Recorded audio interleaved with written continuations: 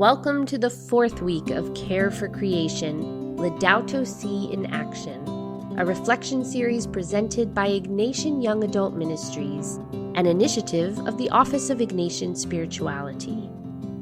And so we begin again, taking a moment to pause and breathe deeply. This week, we expand our vision of protecting the common home to consider the invitation to justice in community with others. This reflection was written by Molly Sutter.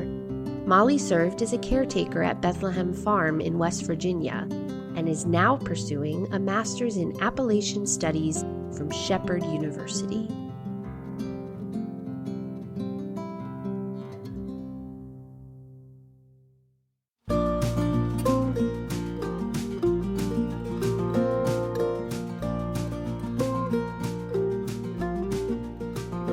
I knew it was Thanksgiving week because our neighbors showed up at our door with venison, bear, and whatever else was at the bottom of their freezer.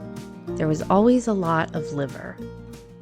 In West Virginia, Thanksgiving week marks the start of deer season, an important source of sustenance, tradition, and cultural heritage for many throughout the state. I was living at Bethlehem Farm, an intentional Catholic community in the heart of Appalachia, when these hopeful hunters cleared space for the year ahead and shared their abundance. With our focus on sustainability, everyone knew Bethlehem Farm folks didn't mind a little freezer burn for the sake of minimizing food waste. When a friend butchered a pig and had leftover scraps, we rendered the lard to use as our primary cooking fat. When student volunteers served for a week to support our low-income home repair program, they also spent time learning from and tending our extensive gardens, which fed our 400-plus annual visitors. Often failing and always learning, we attempted to live into our call in Genesis to serve and preserve Earth. In Laudato Si, Pope Francis encouraged ecological conversion, naming the nobility in the duty to care for creation through little daily actions. The 4 years I spent at Bethlehem Farm helped me to practice daily care for creation.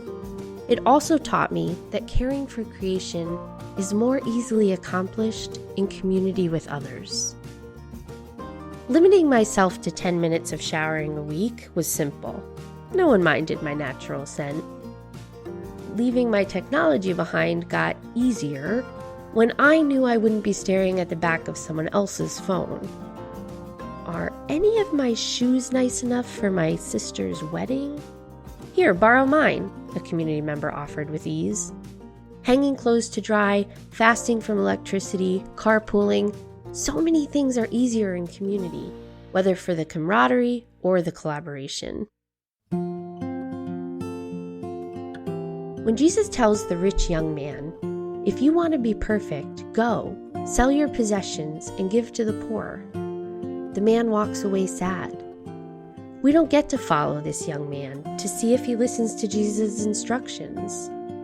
But do we know if his deep attachment to his belongings becomes a block to his relationship with Christ? Possessions aren't just empty items. They establish comfort, security, lifestyle. We attach meaning and identity to them. Jesus' call is difficult. Jesus has many difficult calls. So did Pope Francis. It is tempting to explain them away, spiritualize practical teachings. But when it comes down to it, I need to ask, am I willing to give up all my possessions? I know what I want the answer to be. I also know that I am far from perfect, so I must work towards preparing myself for that yes. Early Christian community, as described in the Acts of the Apostles, seemed to have learned from the rich young man, holding resources in common and sharing radically in community. Indigenous peoples of Brazil understood this too when they stored their wealth in the belly of their neighbor. My eyes were opened to these truths through Appalachian hospitality at Bethlehem Farm. It is easier to live simply and abundantly when we mutually rely on one another. This doesn't mean everyone is called to go live in an intentional community. Pope Francis reminded us that we are always capable of going out of ourselves towards the other. Do you know the needs of your neighbors? Do they know yours? All of us can cooperate as instruments of God for the care of creation, each according to his or her own culture, experience, involvements, and talents. When we allow ourselves to be vulnerable, to care and be cared for, transformation is possible. The ecological conversion needed to bring about lasting change is also a community conversion.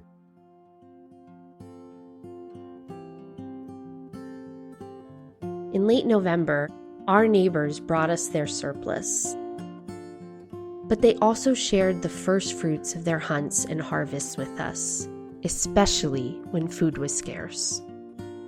Treasure hoarded on earth cannot be taken to heaven, but care for creation, which includes our neighbors and ourselves, builds up the kingdom of heaven here on earth.